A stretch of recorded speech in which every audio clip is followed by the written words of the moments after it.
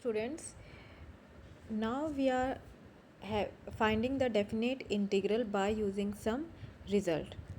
So अब तक हमने जितने भी इंटीग्रेशन के टाइप्स किए हैं इनडेफिनेट इंटीग्रल और डेफिनेट इंटीग्रल में, तो डेफिनेट इंटीग्रल में सिर्फ अभी तक हमने यही समझा है कि आपके पास कोई भी फंक्शन होता है एंड उस फंक्शन को इंटीग्रेट करके आपको लिमिट्स का यूज़ करके उसे सॉल्व करना होता है. So what if there is a particular method to solve any particular type of integral? So here we have some results. Here first result we have is that whenever you get the function in this form, that is you have a limit 0 to pi by 2 and function is of the form of sin raised to power nx into dx. यानी कि जब भी आपको इस form में integration दिया जाए, limits यहाँ पे फिक्स्ड हैं, आपको हमेशा लिमिट्स क्या होनी चाहिए, 0 से पाई बाय 2, और जो फंक्शन होना चाहिए वो आपका होना चाहिए इस फॉर्म में sine raise to power N x. यानी कि जो n है, साइन की पावर जो n है वो n आपका कोई भी पॉजिटिव इंटीजर हो सकता है, और या फिर साइन की जगह वो कोस की फॉर्म में हो. लेकिन दो चीज़ें बिल्कुल यहाँ पे फिक्स रहनी चाहिए. वो क्या? फर्स्ट तो ये कि आपकी जो लिमिट्स हैं वो हमेशा 0 से पाई बाय 2 ही हो, और सेकंड ये कि जो फंक्शन की फॉर्म हो या तो वो sine raise to power N X की फॉर्म में हो या फिर cos raise to power N X की फॉर्म में हो.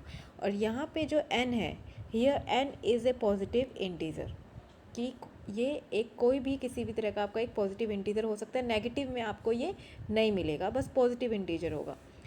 सो इसमें भी लेकिन अब आपके पास दो केस हैं, कि केस ये हो सकता है कि जो पॉजिटिव इंटीजर है अगर वो ऑड हुआ, if it is odd then what is the formula to integrate this type of function, or if it is even then what is the formula to integrate this function.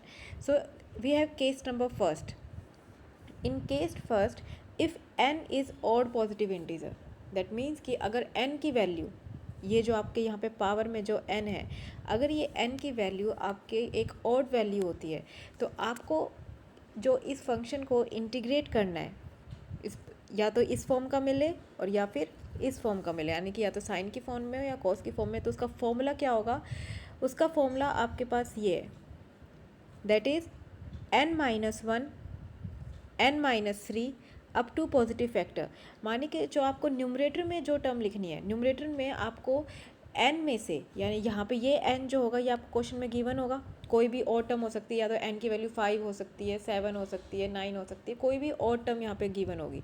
तो उस n में से आपको numerator में ये odd values minus करते हुए चलना है. जैसे फर्स्ट टर्म आपकी n-1 है, second is n-3, third will be n-5, then next will be n-7.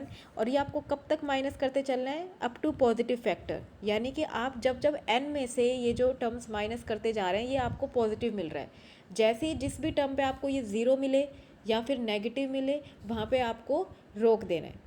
तो सिर्फ आपको ये वहाँ तक लेके चलना है जब तक आपको टर्म पॉजिटिव मिल रही है. और डिनोमिनेटर में आपको क्या करना है? डिनोमिनेटर में आपको ये फॉर्म लिखनी है कि n into n-2 n-4 n-6, यानी कि आपको इवन टर्म्स जो हैं आपको वो माइनस करते हुए चलना है. न्यूमरेटर में आपने जो और टर्म्स थी n में से वो माइनस की, यानी कि 1 3 5 7 9 11 ये माइनस करते हुए चलेंगे. और जो डिनोमिनेटर है, डिनोमिनेटर में आपको इवन से स्टार्ट करना है, दैट इज़ 0. पहले आपने 0 माइनस किया तो क्या बचेगा? सिर्फ n. तो n नेक्स्ट टर्म क्या हो जाएगी? n-2, and third term will B n-4 n-6 n-8. और ये भी आपको तब तक ही लेके चलना है जब तक आपको पॉजिटिव फैक्टर मिल रहा है. जैसे ही आपको किसी भी टर्म पे 0 मिल जाए, कि अगर n की वैल्यू मान लो यहाँ पे 4 है, here you have n equals to 4, तो जैसे ही आप यहाँ पे लिखेंगे नीचे, तो अगर ये 4 आ गया, नेक्स्ट टर्म क्या होगा? 4-2. यहाँ पे थर्ड टर्म क्या हो जाएगी? 4-4. तो उस टर्म को आप कंसीडर नहीं करोगे, सिर्फ स्टार्टिंग की, फिर ये दो टर्म्स ही हम लेंगे. तो ये आपका फॉर्मूला होता है कब? जब आपकी n की वैल्यू क्या हो? एक और पॉजिटिव इंटीजर हो. बस इसमें ये ध्यान रखना है कि लिमिट्स आपकी ये फिक्स्ड होनी चाहिए 0 से पाई बाय 2. अगर यहाँ पे लिमिट्स चेंज है, 0 से पाई बाय 2 की फॉर्म में नहीं है, then you can not apply this formula, और you have to convert the given limits into 0 से पाई बाय 2. या तो आपको उन लिमिट्स को चेंज करना पड़ेगा, कि अगर कोई लिमिट्स इस तरह से दी हुई है कि आप चेंज कर सकते हैं, वो अभी आगे आएगा कि आप चेंज कैसे कर पाएंगे किसी भी लिमिट को, तो लेकिन लिमिट 0 से π/2 से होनी चाहिए, और जो फंक्शन है वो या तो साइन nx की फॉर्म में हो या फिर cos raise to power nx की फॉर्म में हो। तो here we have first example, आपको इस फंक्शन को इंटीग्रेट करना है। The integration from 0 to π/2 and the function is given sine raise to power 7x into dx. So now we can see that here n equals to 7, जो n की value है वो आपकी क्या है 7 दी हुई है, that means n is odd. तो ऑड के लिए अभी हमने केस फर्स्ट में क्या किया है कि जब n की वैल्यू ऑड दी हो तो आपको ये फॉर्मूला यूज़ करना है। इस फॉर्मूले के अकॉर्डिंग बस अब आपको जहाँ जहाँ n है n की जगह वो वैल्यू पुट कर देनी है, और यहाँ पे n की वैल्यू क्या दी हुई है, n equals to 7 is given. So now according to the formula you have the factor 7 minus 1, 7 minus 3, 7 minus 5. Next term will be 7 minus 7 and that will be 0. तो हम वहाँ से अब उस टर्म को कंसिडर नहीं करेंगे, क्योंकि आपको सिर्फ अप टू पॉजिटिव फैक्टर तक ही कंसिडर करना है। जब तक आपको पॉजिटिव फैक्टर मिल रहे हैं तब तक ही आपको इसे आगे एक्सटेंड करना है। जैसे ही अब आपको यहाँ से 0 मिल जाएगा, क्योंकि अब नेक्स्ट टर्म यहाँ पे क्या मिलेगी 7 minus 7, तो अब वहाँ पे वो टर्म हम कंसिडर नहीं करेंगे। Now in denominator what will we get, n into n minus 2, तो 7 minus 2, next term will be 7 minus 4, next term will be 7 minus 6, और नेक्स्ट टर्म अब हमारे पास क्या होगी 7 minus 8, तो 7 minus 8 हमें क्या मिलेगा -1 मिलेगा। तो हमें तो लेकिन सिर्फ कहाँ तक लेके चलना है, अप टू पॉजिटिव फैक्टर तक लेके चलना है, तो हम यहीं सिर्फ 7 minus 6 तक ही इसे एक्सटेंड करेंगे। तो then you have to solve this term and after solving this term you will get your final answer. तो बस आपको ये फॉर्मूला ध्यान रखना है कि जब भी n की वैल्यू और दी हो तो आपको बस यहाँ पे इस पूरे फॉर्मूले में n की वैल्यू को रखते जाना है, और इसे आपको तब तक एक्सटेंड करते जाना है जब तक आपको पॉजिटिव फैक्टर मिल रहा है। ठीक है, here now we have the case number 2। अभी हमने जो केस 1 किया उसमें क्या था, उसमें हमारे पास जो n था is a odd positive integer. Now in case second we have if n is even positive integer, that means, और लिमिट वही होनी चाहिए आपकी, लिमिट क्या है यहाँ पे fixed 0 to π/2 and the function is in the form of the sine raise to power nx और cos raise to power nx, but the value of n now is even. अगर अब वैल्यू जो n की value है अगर वो even होती है तो फॉर्मूला क्या हो जाएगा, फॉर्मूला पूरा का पूरा एज इट इज़ होगा जो अभी हमने ऑड के केस में किया है। यहाँ तक ये एज इट इज़ टर्म है, बस यहाँ पे एक टर्म एक्स्ट्रा हो जाएगी और वो क्या है multiply by π/2। Now you have to multiply the complete this term by π/2। कब, जब इवन का केस हो। तो ये फॉर्मूला आपका बिल्कुल वैसा ही एज इट इज़ है कि जो न्यूमरेटर है, न्यूमरेटर में आपकी क्या टर्म्स आएंगी n-1, n-3 up to positive factor, and in denominator n-2, n-4, n-6 up to positive factor। आपको ये तब तक एक्सटेंड करना है जब तक आपको पॉजिटिव फैक्टर्स मिल रहे हैं, and then you have to multiply this complete term by π/2 in the case of even positive integer. So look at this example, we have a question, limit 0 to π/2 and the function is given cos raised to power 6x dx।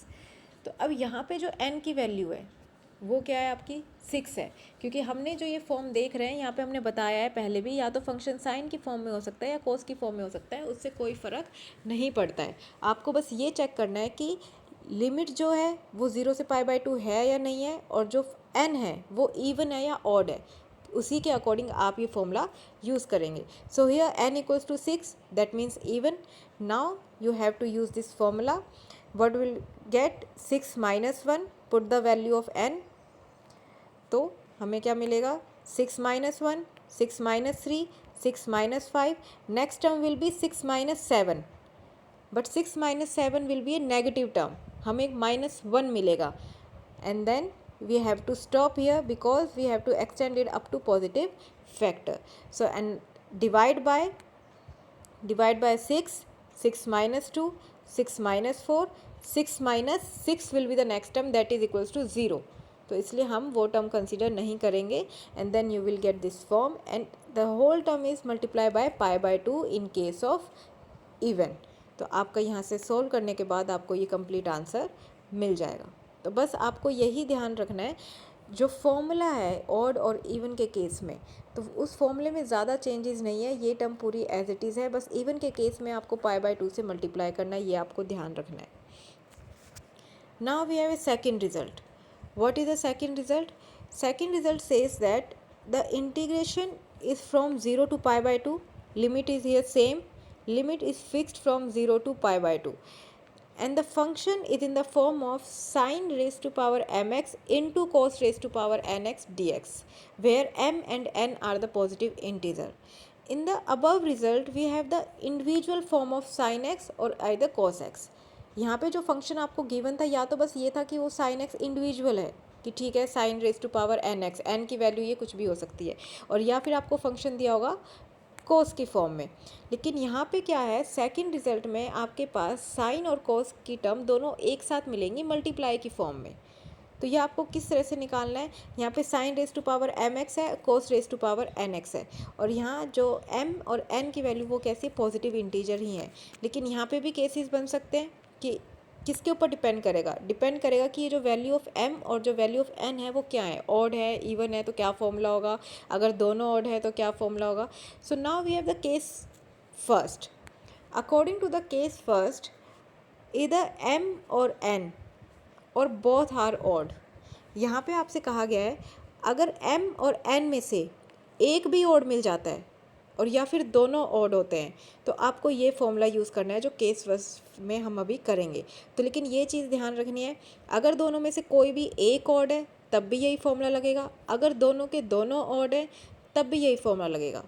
तो इसीलिए यहाँ पे और formula क्या है कि जो भी सबसे पहले आपको m के लिए लिखना है, यानी कि जैसे मान लो sine raise to power M X है, तो सबसे पहले हमने इसे एक्सपेंड किया m के लिए, और सेम तरीके से करना है। न्यूमरेटर में आपको क्या मिलेगा, m-1 factor into m-3, next is m-5, then m-7 up to the positive factor. Now into you have to extend for n, then similarly n-1, n-3, n-5, n-7 up to positive factor, and divide आपको कैसे करना है कि m plus n, जो भी यहाँ पे आपको ये m दिया होगा और n दिया होगा, इन दोनों का सम, और फिर इस पूरे सम में से आपको हर बार इवन टर्म्स को माइनस करना है। अभी तक हम जब ऊपर वाले केसेस में हम माइनस कर रहे थे तो यहाँ पे सिर्फ n था, तो n में से हमने इवन टर्म्स को माइनस कर रहे थे, n-0, n-2, n-4, n-6, इस तरह से टर्म्स आएंगी। यहाँ पे आपके पास m की भी फॉर्म है और n की भी फॉर्म, तो सबसे पहले आप इन दोनों को ऐड करेंगे, तो first vector will be m plus n -0, second factor m plus n -2, third factor m plus n -4, fourth factor m plus n -6। तो आपको हर बार इवन टर्म्स माइनस करते जाना है up to positive factor. Look at this example. Now we have example that integration from 0 to π/2, ये चीज़ fixed है और ये होनी चाहिए लिमिट यहाँ से 0 से लेकर π/2 तक। And now the function is given sine raise to power 5x into cos raise to power 3x। तो अब आपके पास यहाँ कौन सा रिजल्ट लगेगा, सेकेंड रिजल्ट, क्योंकि जो हमने फर्स्ट रिजल्ट पढ़ा है वो हमने इंडिविजुअल का पढ़ा है, या तो साइन की फॉर्म में हो बस या फिर कोस की फॉर्म में हो। लेकिन जैसे ही आपके पास साइन और कोस दोनों मल्टीप्लाई की फॉर्म में आ जाए तो आपको यहाँ से सेकेंड रिजल्ट यूज़ करना है। तो now value of m is 5 and the value of n is 3। So put this formula m-1, m-3 up to positive factor. Now the m equals to 5, n equals to 3. So for the 5 we will write 5 minus 1, 5 minus 3. Next term will be 5 minus 5. तो वो हम नहीं लिखेंगे, तो बस हमें यहाँ पे ये 5 के लिए हमने 2 टर्म्स तक ही से एक्सपेंड किया है।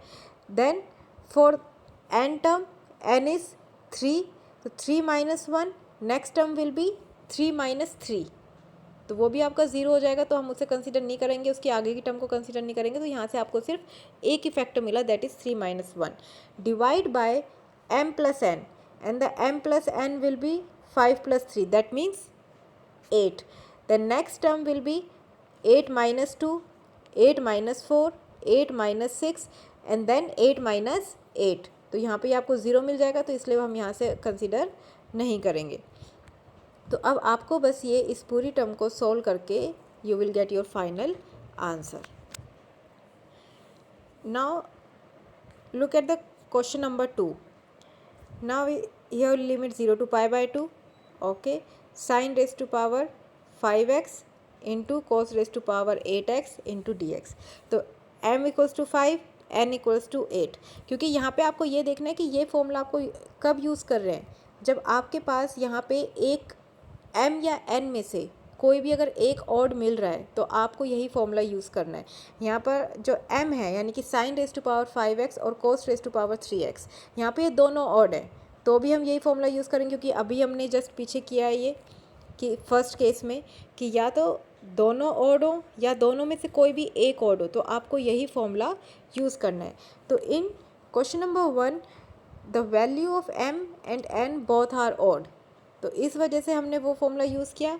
And in question number 2 the value of m is 5 that is odd and the value of n is 8 that is even. लेकिन अगर दोनों में से कोई भी एक ऑड मिल रहा है आपको, तो भी आपको सेम फॉर्मूला यूज़ करना है according to the case number 1. तो यहाँ से आपको यही सेम फॉर्मूला यूज़ करना है और आप ये खुद से कर सकते हैं by putting the value of m and n. Now we have the second case. Second case क्या है कि अगर आपके पास m and n both are even, यानी कि सेकंड केस में सिर्फ एक ही पॉसिबिलिटी है, और वो पॉसिबिलिटी क्या है कि अगर m और n की दोनों की वैल्यू इवन है, दोनों इवन होने चाहिए, ये मस्ट है क्योंकि अगर दोनों में से कोई भी एक ऑड होता है तो आपको फिर ये फर्स्ट केस का ही रिजल्ट यूज़ करना है. लेकिन अगर दोनों इवन है तो आपका फॉर्मूला क्या होगा, यहाँ से आपको ये एग्जैक्ट फॉर्मूला रहेगा जो अभी हमने केस फर्स्ट के लिए पढ़ा है. लेकिन बस जब दोनों इवन की बात होगी तो आपको सिर्फ यहाँ से पाई बाय 2 से मल्टीप्लाई करना है, जैसे हमने रिजल्ट नंबर 1 में किया था जब आपको इंडिविजुअल फॉर्म दी गई थी साइन और कॉस की. तो जब हमने इवन के लिए पढ़ा था तो इवन में उसमें भी यही था कि जो फॉर्मूला था that was as it is, but you have to multiply by the extra term that is pi by 2. Similarly we are doing here that you have to multiply just by pi by 2 and the formula is same. तो ये आपको बस ये case याद रखने हैं. Now this is the question. Limit is from 0 to pi by 2 sin square x cos raised to power 6x into dx. So now the value of m is 2 and the value of n is 6. Now we can see that both the values are even, 2 and 6. So then you have to apply case number 2. तो case number 2 में सबसे पहले आपने m के लिए इसे expand किया. m के लिए हम क्या लिखेंगे, 2 minus 1. Next term will be 2 minus 3, that is a negative term. 2 minus 3 means minus 1, तो हम उसे कंसीडर नहीं करेंगे क्योंकि हमें सिर्फ पॉजिटिव फैक्टर तक ही एक्सपेंड करना है. तो आपको m के लिए सिर्फ एक ही फैक्टर मिला, that is 2 minus 1. Now you have to expand it for n equals to 6. तो 6 के लिए हमें क्या मिलेगा ऊपर, 6 minus 1, 6 minus 3, 6 minus 5. Next term will be 6 minus 7. 6 minus 7 means negative factor, तो वो आपको कंसिडर नहीं करना. Divide by m plus n, तो m plus n will be 2 plus 6 that is 8. And then you have to subtract even numbers. m plus n minus 2, that means 8 minus 2, 8 minus 4, 8 minus 6. next term will be 8 minus 8, that is 0. तो आपको वो नहीं लेनी है, तो आपको बस यहीं तक इसे एक्सपेंड करना है. And then you have to multiply by pi by 2, क्योंकि अभी अभी हमने देखा है कि जब दोनों वैल्यूज़ इवन हो तो इवन के केस में आपको बस उस कंप्लीट टर्म को पाई बाय 2 से मल्टीप्लाई करना है. And after solving this you will get your answer. So in total you have 4 results जो कि मैंने यहाँ पे लिखे हैं. These are the 4 results that you have to remember. First result is that when the form is 0 to pi by 2 sin raised to power nx or 0 to pi by 2 cos raised to power nx dx if odd. First result में आपको क्या हो सकता है कि n की value पर depend करता है कि n ऑड है या फिर इवन. फर्स्ट रिजल्ट आपका ऑड के लिए सेम फॉर्म हो, लेकिन अगर n is even, so that is your second result. And the third result, when the sine and cos are in multiply form, then you have to check what is the value of m and n. Then if both are even, then you have a different formula. And if any one of them or both are odd, या तो m odd हो जाए या n odd हो जाए या दोनों odd हो जाए, तो ऑड के केस में आपके पास एक और रिजल्ट है. तो हमने अभी तक इस केस में ये 4 रिजल्ट्स किए हैं. So you have to remember these 4 results and you have to think that कि जो लिमिट है, and remember that the limit always should be from 0 to π/2. Now here we have some questions. The question number 1. Question number 1 says that limit is from 0 to π/2 and the integration of cos raised to power 6x dx. That is the result number 1. Result number 1 में कौन सा वाला case है? ये second case है जहाँ पे n की वैल्यू आपको क्या दी हुई है? इवन दी हुई है. तो expand the 6 minus 1, 6 minus 3, 6 minus 5. Next term will be 6 minus 7. That is a negative term, तो हम उसे कंसिडर नहीं करेंगे. And divide by 6, 6 minus 2, 6 minus 4. Next term will be 6 minus 6. तो हम बस ये यहीं तक ही रुक जाएंगे. एंड इवन के केस में हमने बताया था कि इवन के केस में जब आप इस कंप्लीट फॉर्म को किससे मल्टीप्लाई करते हैं? π/2 से मल्टीप्लाई करते हैं. And after solving this you will get your complete answer. Now in question number 2. Question number 2 you have a limit 0 to π/6. It is not from 0 to π/2. लेकिन अभी तक हमने जितने भी क्वेश्चंस किए हैं या जो भी हम रिजल्ट पढ़ रहे हैं बार बार, हम हर किसी में ये चीज़ बोल रहे हैं कि लिमिट हमेशा 0 से π/2 तक ही होनी चाहिए, तभी आप वो रिज़ल्ट यूज़ कर सकते हैं. तो अब यहाँ से देखो कि हम इन क्वेश्चंस के लिए कैसे सॉल्व करेंगे. Limit is from 0 to π/6 and the function is given sin raised to power 8 3 theta into D theta. बस यहाँ पे फ़र्क इतना है कि जो फंक्शन दिया हुआ है वो आपको थीटा की फॉर्म में दिया हुआ है. Now how will you do it? तो अभी तक हमने जितने भी फंक्शन की फॉर्म पढ़ी है, हमने सब में यही पढ़ा है कि sine raise to power nx या cos x. तो हर किसी में x एज ए वेरिएबल है, उसके साथ कोई भी मल्टीप्लायर नहीं है. हमेशा यहाँ पे या तो सिर्फ x होता है. यहाँ पे जैसे आपको क्या मिल रहा है? 3 थीटा. अगर हम थीटा की फॉर्म में बात करें तो यहाँ पे सिर्फ हमें थीटा होना चाहिए था. तो अब आपको यहाँ क्या करना है, जब एंगल में ऐसे मल्टीप्लायर की फॉर्म में दिया हो या कुछ भी अलग से आपको दिया हुआ है, सिर्फ एक x की फॉर्म में या सिर्फ अकेला थीटा नहीं है, तो आप उस एंगल को किसी भी दूसरे वेरिएबल से रिप्लेस कर दें. ठीक है, हमने उसे एक सिंगल वेरिएबल में रिप्लेस कर दिया, क्योंकि हम अब तक जितने भी फॉर्म हमने पढ़ी है या जितने भी हमने क्वेश्चंस किए हैं उनमें यहाँ पे जो एंगल होता है, एंगल सिर्फ सिंगल वेरिएबल में होता है, उसके साथ कोई भी कांस्टेंट मल्टीप्लाई में नहीं था. हर किसी में हमने साइन एक्स cos x यही पढ़ा है, किसी के साथ भी साइन 2x या cos 2x नहीं था. तो अगर जब आपको ऐसी फॉर्म मिल रही है तो आप सबसे पहले उसे सिंगल वेरिएबल से रिप्लेस कर दें. We have replaced here 3 theta by t. Now differentiating both side we will get 3 as it is. Differentiation of theta will be d theta and the differentiation of t will be dt. क्योंकि अगर आप theta को t में change कर रहे हैं तो d theta को भी किस में चेंज करना पड़ेगा? dt की फॉर्म में लिखना पड़ेगा. और वो हमें क्या मिल जाएगा? dt की फॉर्म में d theta is equals to dt by 3.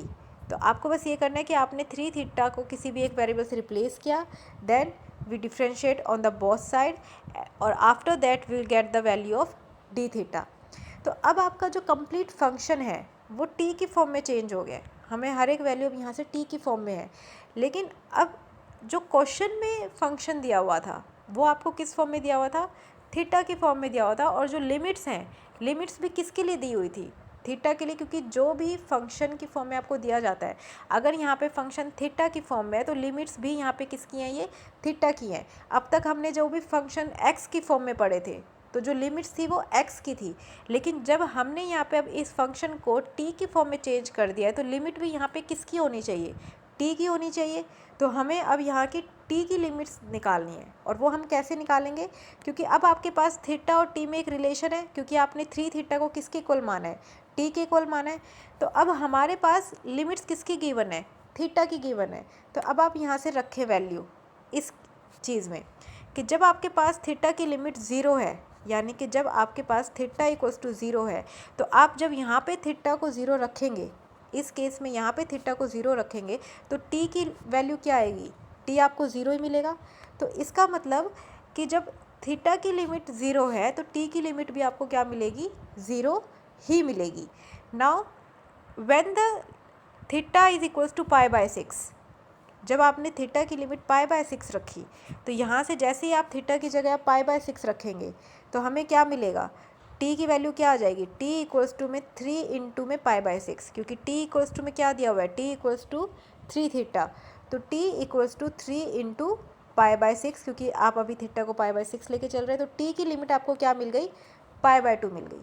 तो अब आप यहाँ से कंप्लीट फंक्शन लिख सकते हैं, क्योंकि अब आपको t की लिमिट्स मिल चुकी है, क्योंकि जब पूरा फंक्शन आपका t में चेंज हो चुका है, because you have convert the whole function into t, then you have to apply the limits for t।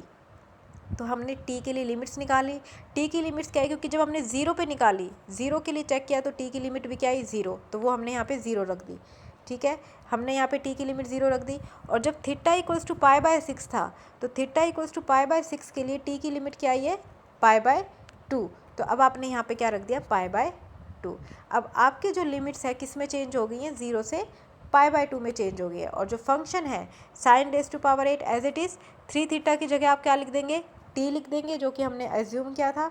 And then d theta की वैल्यू क्या आई यहाँ से dt/3, तो वो आपने यहाँ पे dt/3 की वैल्यू पुट कर दी। Now after putting here 1/3 is constant, तो हम उसे बाहर ले आए 1/3, उससे कोई फ़र्क नहीं पड़ेगा। सो now the function is from 0 to π/2 sin 8t dt। अब ये आपका उसी स्टैंडर्ड फॉर्म में चेंज हो गया है जो अब तक हम रिजल्ट्स कर रहे थे। लिमिट्स आपकी 0 to π/2 है, क्योंकि 0 से π/2 ही होनी चाहिए। और यहाँ पे अब जो साइन की फॉर्म है और 8 दिया हुआ है, जो पावर है वो 8 है, यानी कि n equals to 8, that means even. तो आपको इवन के लिए फॉर्मूला लगाना है, और इवन के लिए फॉर्मूला क्या लगेगा, 1/3 एज इट इज़ रहेगा बाहर कांस्टेंट। तो अब जब आप फॉर्मूला लगाएंगे यहाँ पे इस इंटीग्रेशन के लिए, तो क्या मिलेगा, यहाँ से 8 है तो 8 - 1, 8 - 3, 8 - 5, 8 - 7, next term will be 8 - 9 and that is -1 means negative factor. तो वो आपको वहाँ से कंसिडर नहीं करना, तो आपको बस 8 - 7 पर ही रुक जाना है। And then divide by 8, 8 - 2, 8 - 4, 8 - 6, next term will be 8 - 8 means 0। तो आपका जो लास्ट फैक्टर होगा वो बस 8 - 6 तक ही होगा। और इवन के केस में हमें पता है कि इस कंप्लीट को आपको किससे मल्टीप्लाई करना होता है, π/2 से। And then after solving you will get your answer. तो आपको यहाँ से जो नई चीज़ मिली है वो आपको ये मिली है कि जब भी आपके पास लिमिट्स इस फॉर्म में नहीं है, 0 to π/2 की फॉर्म में, तो आप सबसे पहले एंगल चेक कीजिए। और अगर एंगल किसी भी ऐसे मल्टीप्लायर की फॉर्म में है, उसके साथ कोई भी कांस्टेंट मल्टीप्लायर, तो आप उस कंप्लीट एंगल को किसी भी एक वेरिएबल से रिप्लेस कर दें। और फिर वहाँ से जैसे ही आपने रिप्लेस किया, तो और जिस भी वेरिएबल में आपने उसे रिप्लेस किया है, then you have to find the limits for that variable. And then if it change into your standard form, you can apply your formula. Now we have a question number 3. In the question number 3 we have limit 0 to 2 pi. Again we don't have limit from 0 to π/2, जो कि होनी चाहिए। तो यहाँ पे सबसे पहले 0 to 2 pi limit है। Then and the function is cos raised to power 7 x/4। तो यहाँ पे भी जो फंक्शन जो आपके एंगल दिया हुआ है, कोस के लिए जो एंगल दिया हुआ है वो एक वेरिएबल में नहीं है, मतलब वो किस फॉर्म में है, x/4 की फॉर्म में। तो आपको यहाँ से सेम मेथड अप्लाई करना है कि अगर एंगल सिंपल, या क्योंकि अब तक हमने जितनी भी फॉर्म्स देखी हमने देखा है कि वो एक ही वेरिएबल में होता है x में, या फिर अगर कोई और वेरिएबल भी होता तो t की फॉर्म में, लेकिन उसके साथ कोई भी कांस्टेंट या डिवाइड में हमारे पास कुछ भी नहीं होता था। तो अब आपको यहाँ से क्या करना है कि जो भी एंगल है ऐसे मल्टीप्लायर की फॉर्म में, आपने उसको एक वेरिएबल से रिप्लेस किया, सेम मेथड जो भी हमने इसमें किया था। तो x/4 is replaced by t, then 1/4 as a constant, differentiating on both side. So after differentiating of x will become into dx and t will be become into dt, and then you will get the value of dx. What is the dx? dx will be turned into 4 into dt. dx की value आप यहाँ से निकाल सकते हैं, क्योंकि अब आपने पूरा फंक्शन t में चेंज कर दिया है। जब आपने x को t में चेंज कर दिया है तो dx को भी आपको dt में ही चेंज करना पड़ेगा।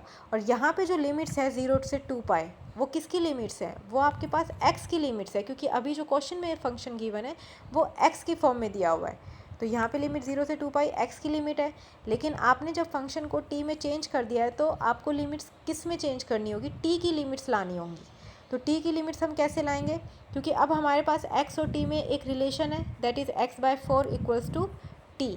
तो अब आपके पास जो x की लिमिट है, सबसे पहले लोअर लिमिट से स्टार्ट करते हैं कि इफ़ x इक्वल्स टू 0, जब x 0 है, यानी कि जब लोअर लिमिट 0 है, तो जैसे ही आप x इक्वल्स टू 0 रखेंगे यहाँ पे, तो t भी क्या मिलेगा आपको, t की वैल्यू भी आपको क्या मिल जाएगी, 0 मिल जाएगी। ठीक है, तो इसका मतलब लोअर लिमिट आपकी 0 ही रहेगी t के केस में भी। ठीक है। जब आप अपर लिमिट की बात करते हैं 2 पाई, यानी कि इफ़ x इक्वल्स टू 2 पाई, तो अपर लिमिट जब 2 पाई है तो जैसे ही आपने x की जगह यहाँ पे 2 पाई रखा तो what will get, we get t equals to 2 pi divide by 4, क्योंकि आपने x की जगह क्या रखा है 2 pi and the 4 was there already. So 2 pi divide by 4 what will we get pi by 2। That means जो t की lower limit है, क्योंकि जैसे ही हमने लोअर लिमिट रखी थी x की तो t की लोअर लिमिट भी हमें 0 ही मिली, लेकिन जब हमने अपर लिमिट की बात की तो जैसे ही हमने x की अपर लिमिट रखी तो t की अपर लिमिट हमें पाई बाय 2 मिली। So now the new limits we will have 0 to pi by 2। तो हमारी लिमिट 0 से पाई बाय 2 में चेंज हो गई है, क्योंकि अब यहाँ पे हमने t की लिमिट्स रखी हैं। जो फंक्शन है that is already change into form of t, because you have replaced the function x by 4 by t and the dx will be equals to 4 dt। आप 4 को बाहर लिया है as it is a constant term, then you have to integrate this function and we can see that this is your result। यहाँ पे आपको क्या use करना है, ये रिजल्ट नंबर 1 है जहाँ पे n की वैल्यू आपकी क्या है ऑड दी हुई है। तो ऑड के लिए फॉर्मूला क्या था आपका, ऑड के लिए फॉर्मूला सेम था बिल्कुल एज इट इज़, बस इवन में हम पाई बाय 2 से मल्टीप्लाई कर देते थे, वो पाई बाय 2 से आपको यहाँ पे मल्टीप्लाई नहीं करना है। Then you will get 7 minus 1, 7 minus 3, 7 minus 5, next term will be 7 minus 7 that is 0, तो आपको 7 माइनस 5 तक ही लेना है। And then divide by 7, 7 minus 2, 7 minus 4, 7 minus 6 and the next term will be 7 minus 8 that is a negative term.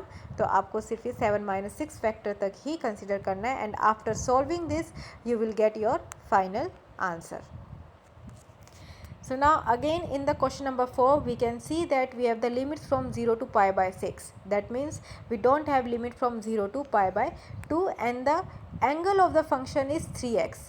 Now replace this function 3x equals to t, again we will get 3 dx equals to dt.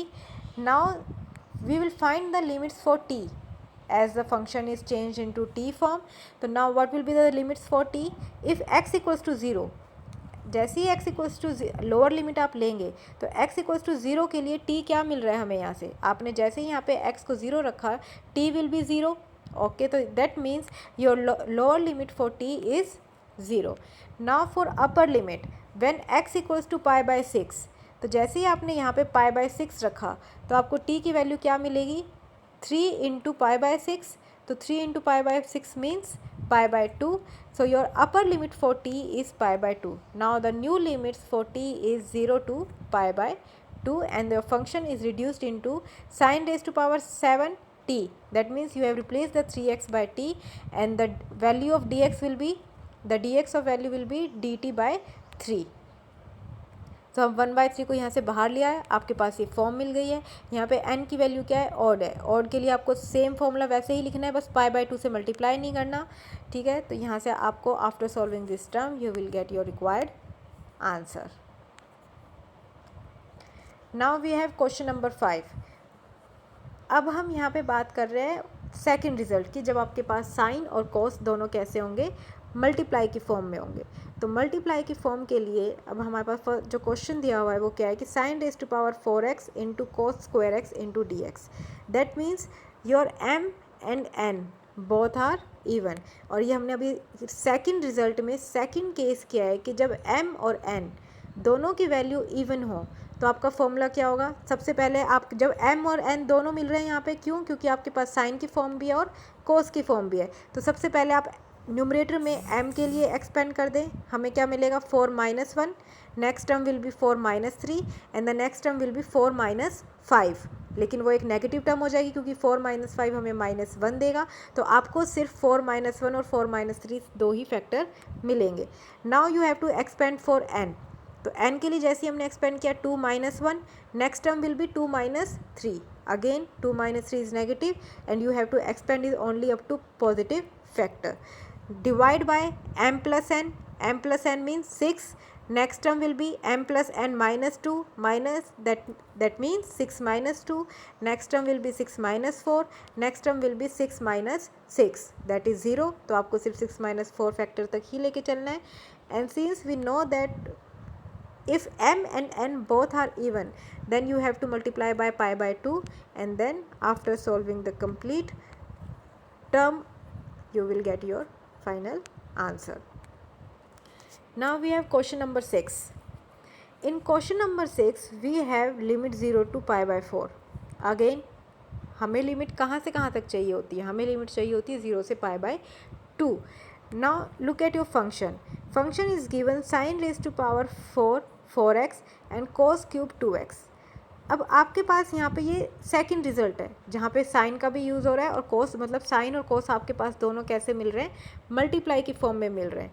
तो आपको यहाँ से क्या करना है, अभी तक जैसे हम पहले प्रीवियस क्वेश्चंस में करते आए हैं कि जो भी एंगल होता है हमने उसे t से रिप्लेस किया. t से रिप्लेस करने के बाद हमें जो लिमिट्स हैं वो भी t के लिए चाहिए होती हैं. तो अब यहाँ पे देखो कि साइन के एंगल में तो 4x है और कोस के एंगल में 2x है. तो अब डिपेंड ये करता है कि हम किसे t से रिप्लेस करें, कि आप 4x को t से रिप्लेस करेंगे या 2x को t से रिप्लेस करेंगे. तो अब आप यहाँ से कर देख सकते हैं वो कैसे. अगर suppose we replace 4x by t, हमने सबसे पहले 4x को t से रिप्लेस किया तो हमें क्या मिलेगा, dx की वैल्यू भी चाहिए होगी. तो differentiating on both side what will we get 4 into dx equals to dt, and then value of dx is dt by 4. This is the value of dx. Now you have to find the limits for t because we have given limits only for x because the function is in the form of x. Now you have changed the function into t form, so we required the limits for t. So if the lower limit, that means when x equals to 0, यहाँ पे x की lower limit क्या दे रखी है 0. if x equals to 0 तो आपको यहाँ पे जैसे ही x equals to 0 रखेंगे तो t क्या मिलेगा 0. Okay, then if x equals to pi by 4, जैसे आपने यहाँ पे x equals to pi by 4 रखा तो pi by 4 रखने पे हमें यहाँ से t की वैल्यू क्या मिलेगी, t equals to 4 into pi by 4.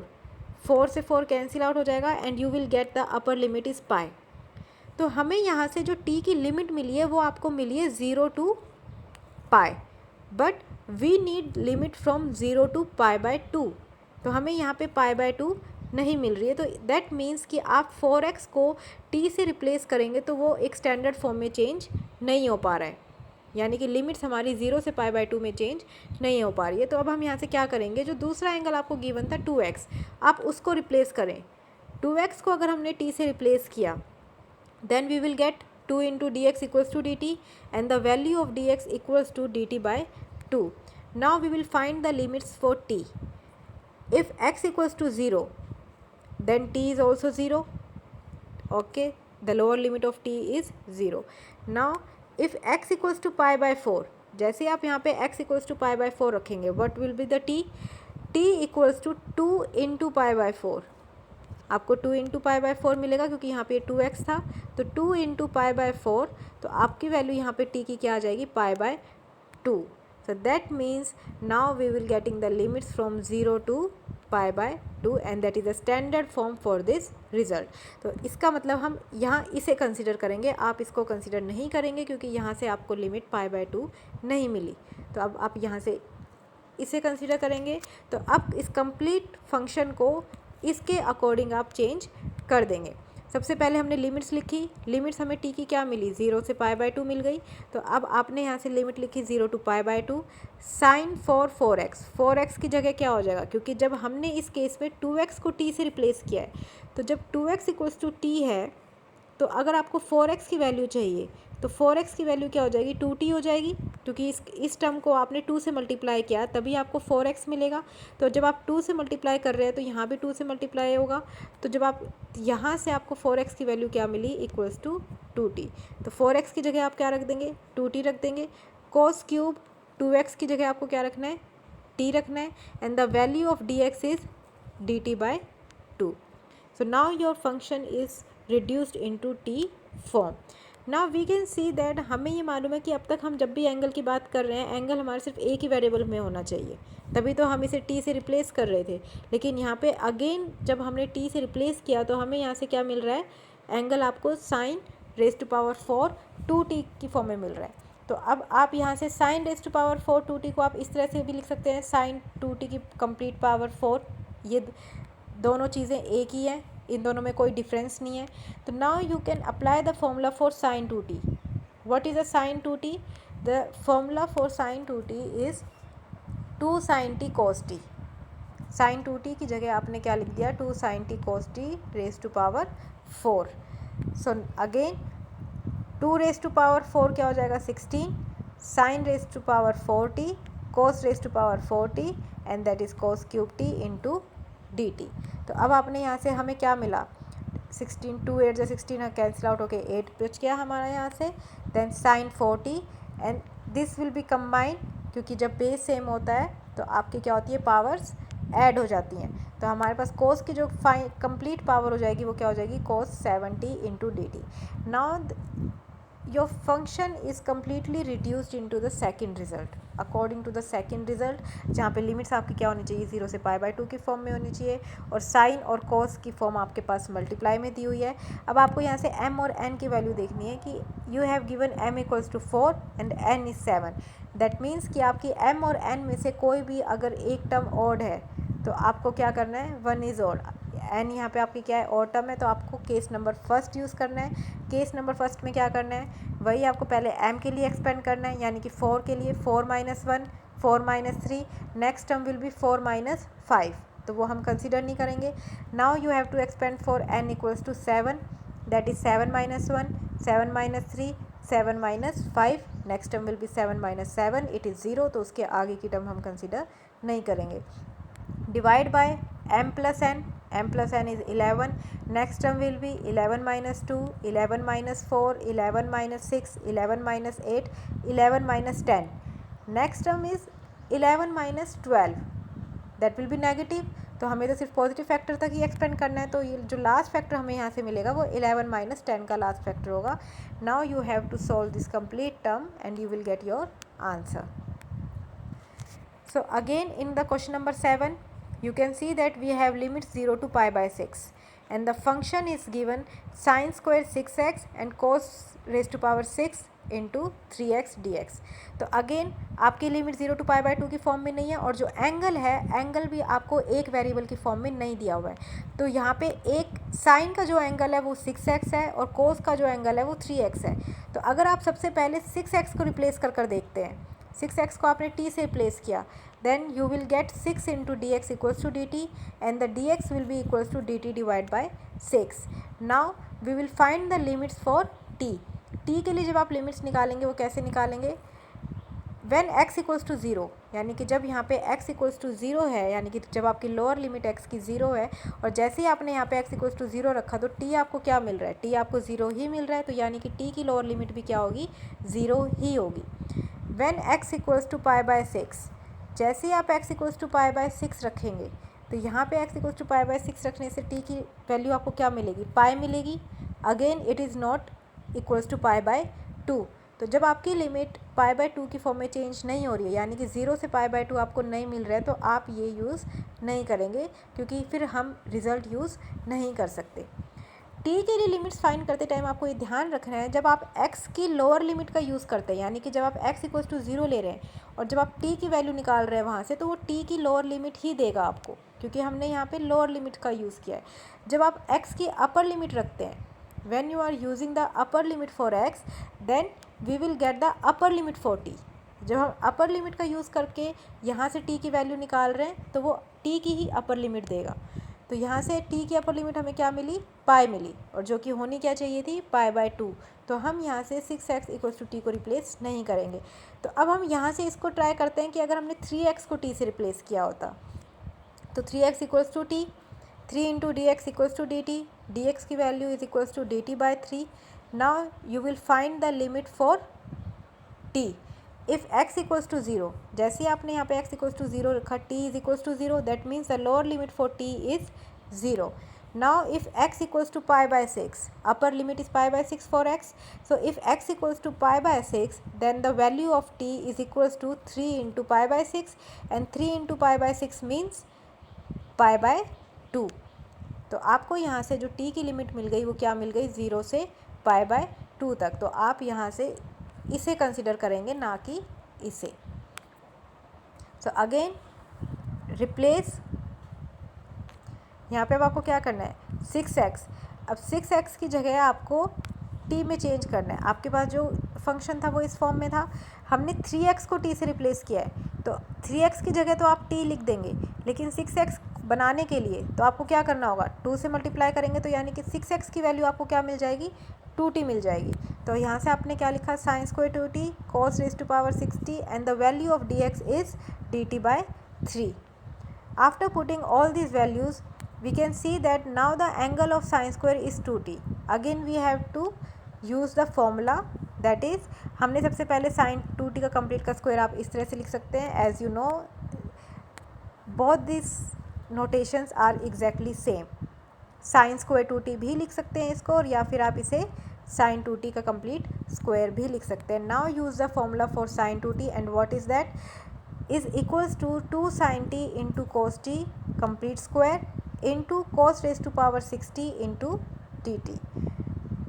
So 2 square is equals to 4 sin t whole square is equals to sin square t, and now this term will be equal to cos square t, and we have cos raised to power 60 into dt. We will get 4 by 3 as a constant. Sin square t, power of both these term will be add. Now complete power will be cos raised to power 8t.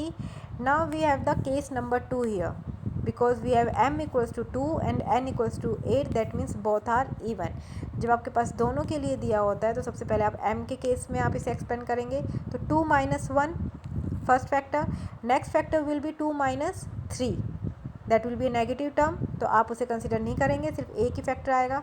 Now you have to expand for n equals to 8, 8 minus 1, 8 minus 3, 8 minus 5, 8 minus 7, next term will be 8 minus 9. So you have to stop right here. Divide by m plus n will be equals to 10.